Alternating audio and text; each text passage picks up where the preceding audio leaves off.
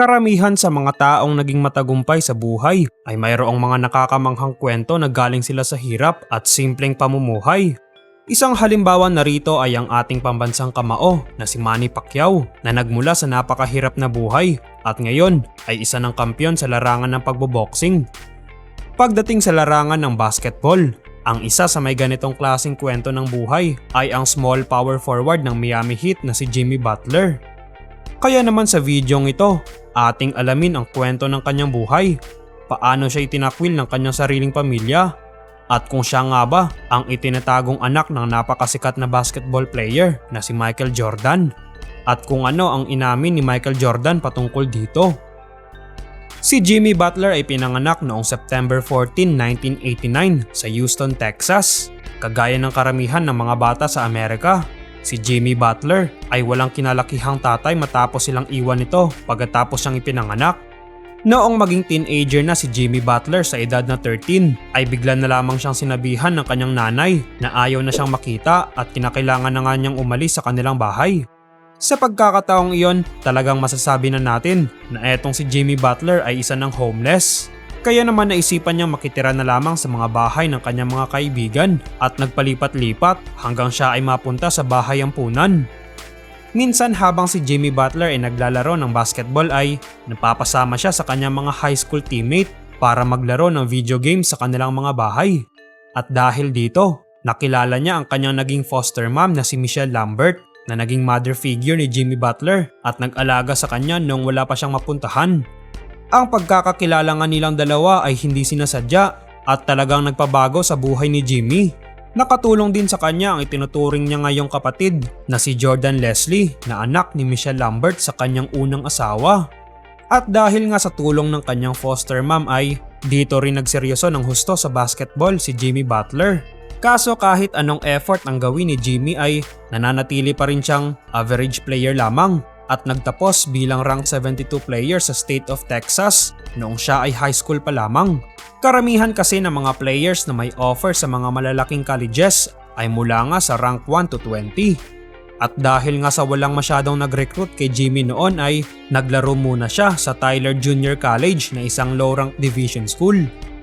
Makalipas ang isang taon, siya ay nag-ensayo pa ng husto hanggang sa nakilala siya ng kanyang naging father figure na si Coach Buzz Williams ng Marquette University at binigyan ng offer na maglaro para sa team.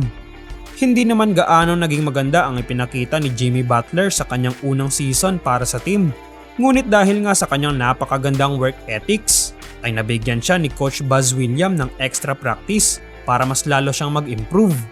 Kaya noong second at third year niya sa Marquette University ay napakaganda na ng mga ipinapakitang laro ni Jimmy Butler at talagang masasabi nating napakalaki na ng inimprove niya sa paglalaro ng basketball. Kaya naman noong 2011, idineklara na niyang siya ay sasali para sa 2011 NBA Draft na kahit nakaramihan sa mga NBA team ay walang interes sa kanya. Kaya naman lumapit noon ang kanyang coach na si Buzz Williams sa Celtics, Clippers at Bulls para ipakilala etong si Jimmy Butler. Ngunit wala ngang may nagbigay ng interes dito kay Jimmy Butler. Ngunit pagdating ng araw ng 2011 NBA Draft, si Jimmy Butler ay pinili ng Chicago Bulls bilang 30th overall pick.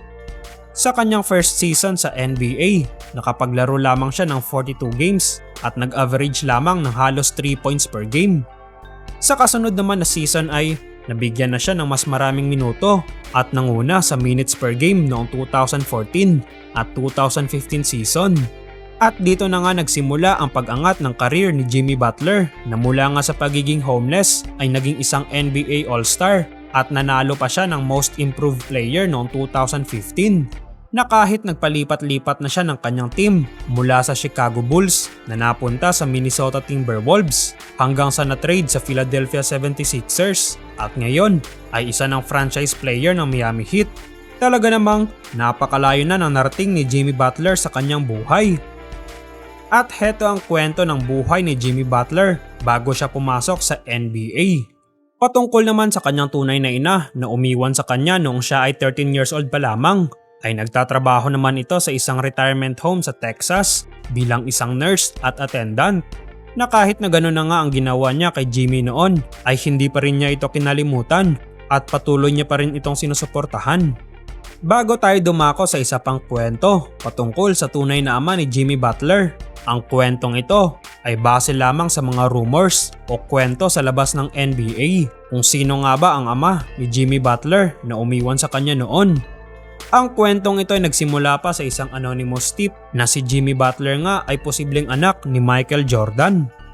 Noong 1988, mayroong report na lumabas na si Michael Jordan ay merong anak sa ibang babae na ayaw niyang kilalanin sa dahilang masisira ang kanyang pangalan pati na rin ang kanyang kasal sa kanyang asawa. Ayon rin sa isang article na etong si Michael Jordan ay nagbayad ng napakalaking halaga ng pera upang hindi makalabas ang balitang ito, pati na rin ang pangalan ng nasabing babae. Marami rin ang nakukumbinsi na si Jimmy Butler ay anak nga talaga ni Michael Jordan dahil sa pagkakahawig ng mukha ni Jimmy Butler sa batang Michael Jordan.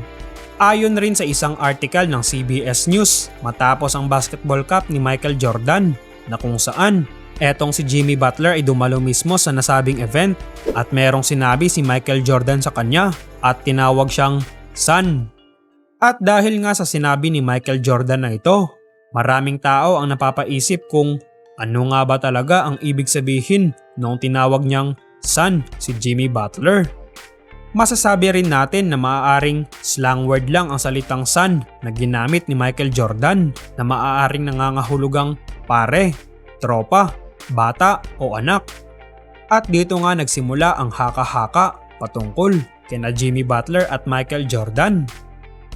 Kung iisipin natin, si Jimmy Butler ay ipinanganak noong 1989 at ang balita na merong anak si Michael Jordan sa ibang babae ay lumabas noong 1988. Kaya naman, mayroong isang taong pagitan simula noong lumabas ang kwentong ito at kung kailan ipinanganak si Jimmy Butler. Subalit hindi rin natin alam kung ano nga ba ang totoo at tanging ang ina lamang ni Jimmy Butler ang nakakaalam kung sino nga ba ang totoong ama ni Jimmy Butler at kung talaga bang related sa isa't isa sina Jimmy Butler at Michael Jordan.